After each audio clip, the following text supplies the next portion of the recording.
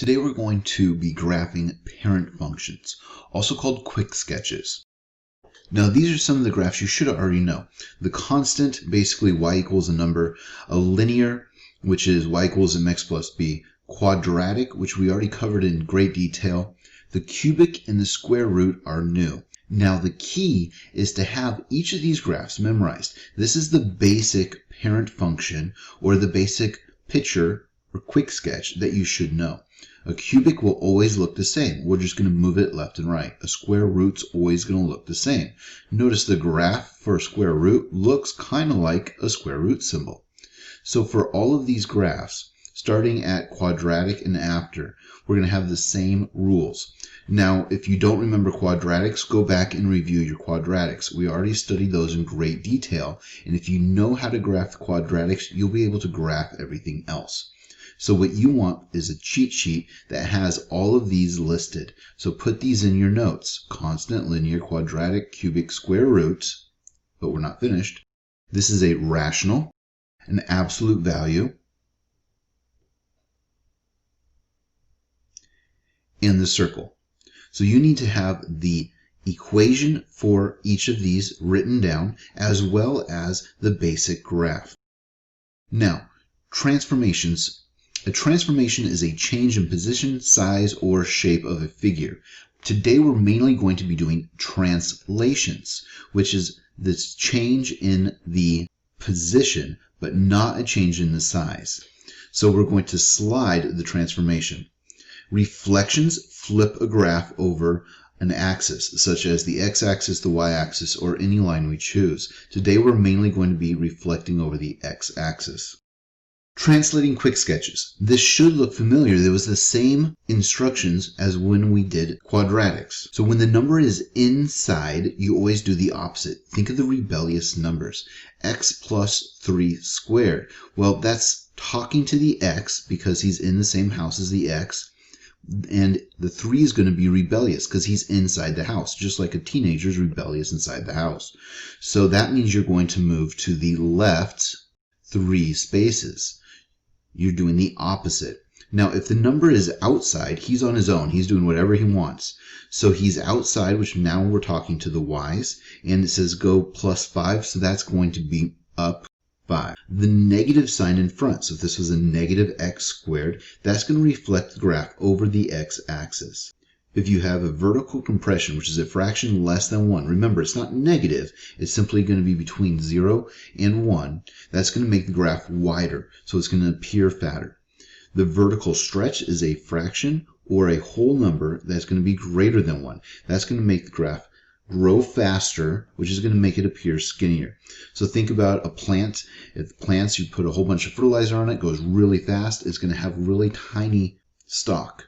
It's not going to be as strong. Whereas if it's growing really slow, like hardwood, it's going to be a little bit wider. As a review, we'll start with quadratic. So remember, a general quadratic, x squared, you put the dot at 0, 0, 1 squared is 1, 2 squared is 4. So if I move over 2, I square it and I go up 4. And then I have a mirror image. That's your general quadratic. Now this quadratic, let's find the center. Our vertex is going to be at positive 2 because we do the opposite, positive 3. So 2, 3, put a dot. Now it says negative, so we're going to be going down, and then we do the same thing. 1 squared is 1, 2 squared, if I move over 2, that means I'm moving 2 squared is 4. 1, 2, 3, 4. And it's going to look something like that. As long as you understand those basic rules, the negative flips it upside down. If it's inside the parentheses, you always do the opposite. And if it's inside the house with the x, it moves in the x. If it's outside all by itself, it's moving in the y. Now, let's try some different shapes. Here I have the square root of x plus 2 minus 2.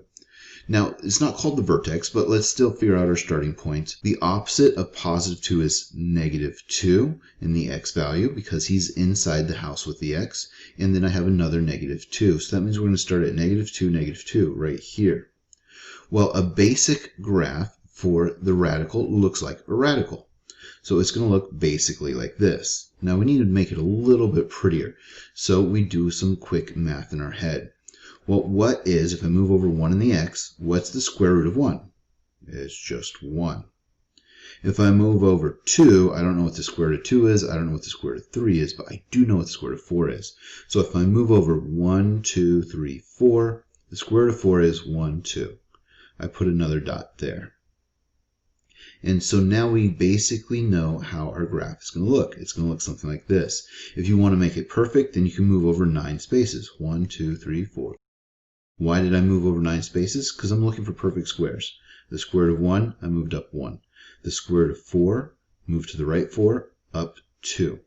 The square root of 9, I moved to the right 9, I moved up 3. And that's how your graph is going to look. So anytime we do a square root, you follow the same rules. Let's do it again.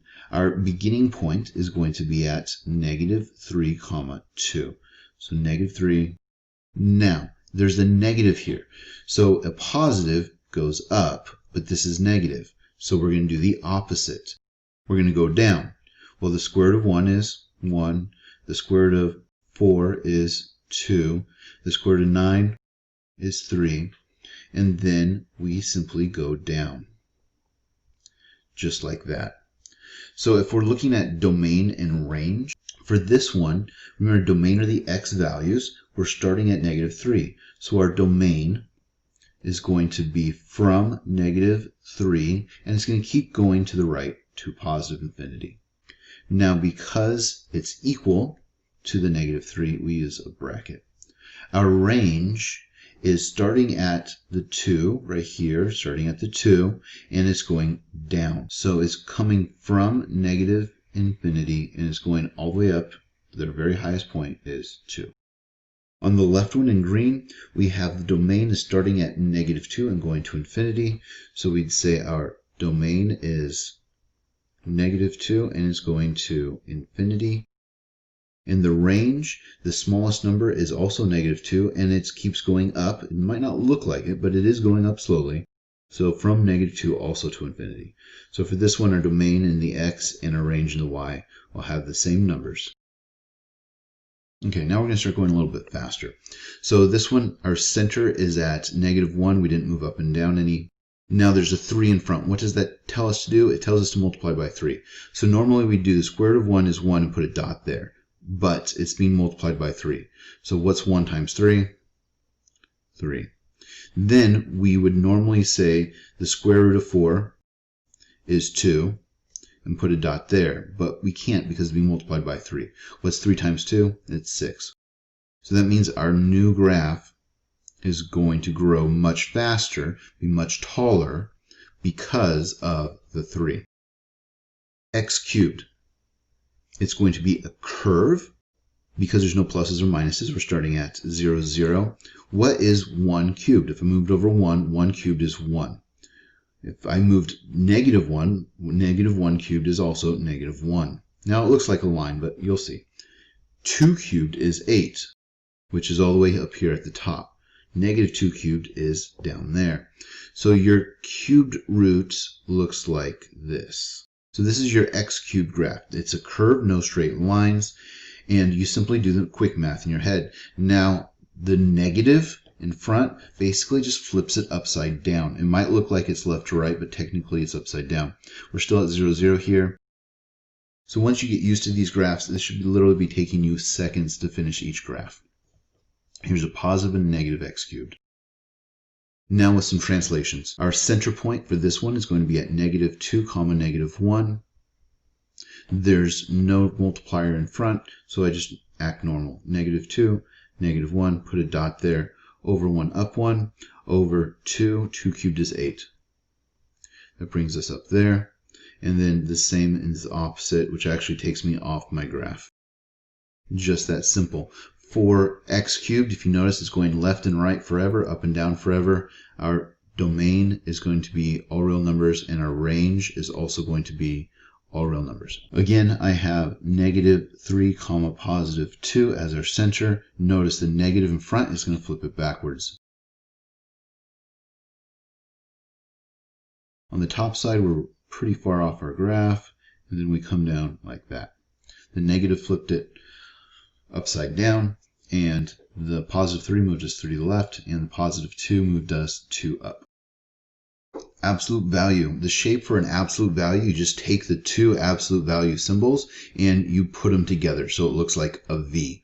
So absolute values are simply V's. All the other rules are the same. And that's what I want you to get out of this. If you just know the basic shapes, all the rules will be the same every time. So we're looking for our center point. It's going to be -3 because opposite inside the house, comma, -2.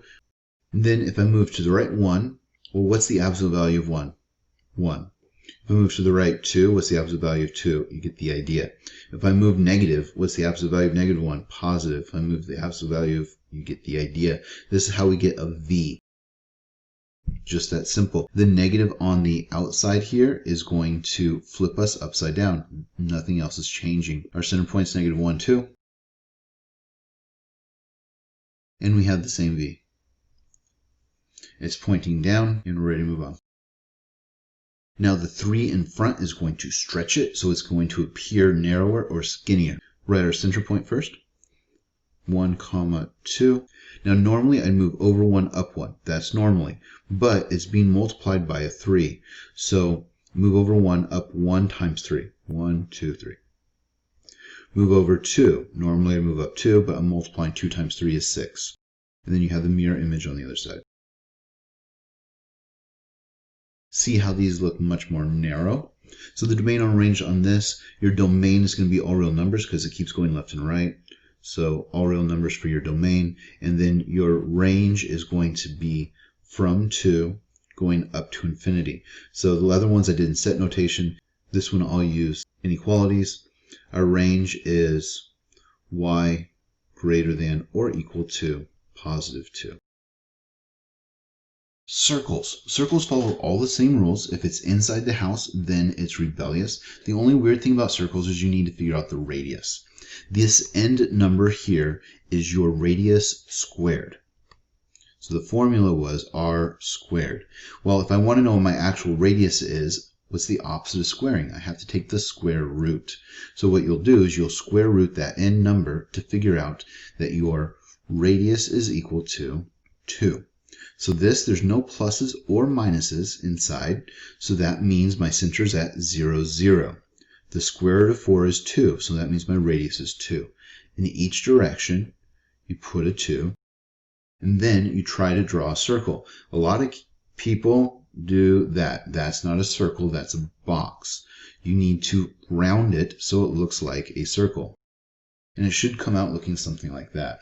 For the one on the right, here we have our center being moved over. Remember, if it's inside the house, it's rebellious, and it talks to the number or the letter that's inside. So the 3 is talking to the y, and the 2 is talking to the x. The rebellious numbers tells us the center of our circle is going to be at 2, -3, and our radius is going to be 25 square rooted is 5. Now remember, when you take the square root, it's a plus and minus, and that's how come we're going left, right. Center point is at 2, -3, and then you have a radius of 5. So go 5 in each direction. And then just connect the dots, creating a circle. And it should look something like that. One more circle equation, just for good measure. Our center is at 2, -1. And our radius is 2 again. The square root of 4 is 2. Now if we want to do the domain and range, you simply look from where this is going. So our domain is going to be from 0, we're looking at the x values, from 0 to 4. We're including both, so we're going to use brackets on both. And our range is from -3 all the way up to +1. From -3 to +1. Rational.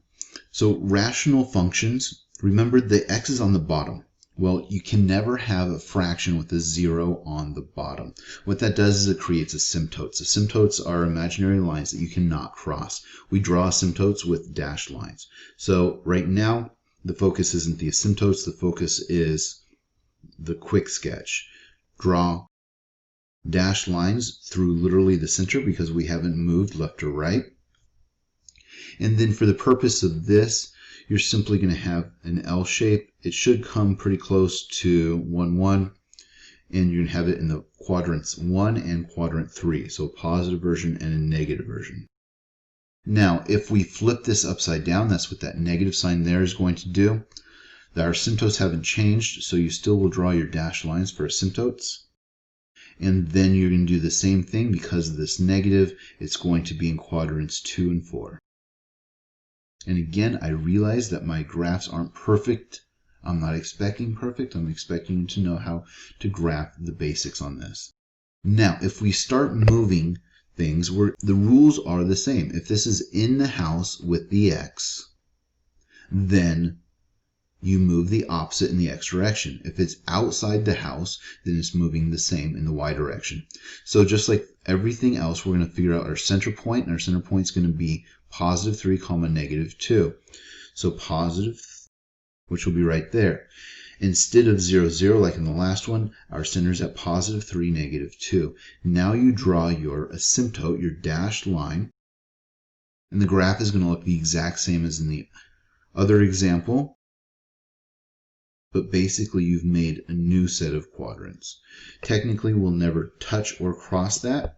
And I say never with a grain of salt because there are examples where we will cross it, even though the rule is to never cross. And we'll cover that at a different time. Another example with the negative in front. So our center is going to be negative 2, 1. Draw your asymptote. And then because it's negative in front, instead of being quadrant 1 and 3, it's going to be quadrants 2 and 4, or our new equivalent of quadrants 2 and 4.